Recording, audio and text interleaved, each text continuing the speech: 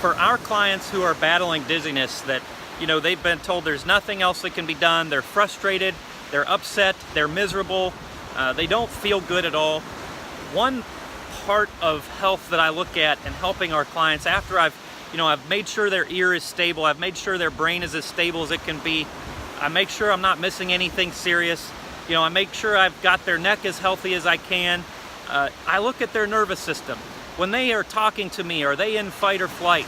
Do they act as though they're in a constant chronic state of danger? Because what happens is the nervous system is powerful. It's kind of like our modulator for our sensory world. I think of it like an amplifier at a rock concert. Sometimes, or the equalizer is actually a better way to put it.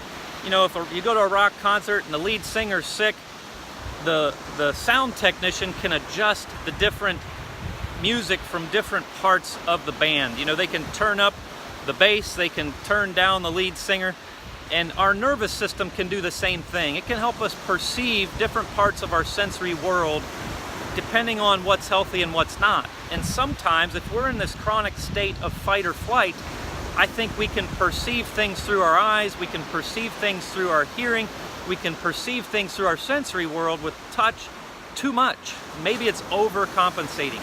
So I look and say, what can we do to get the nervous system as healthy as possible?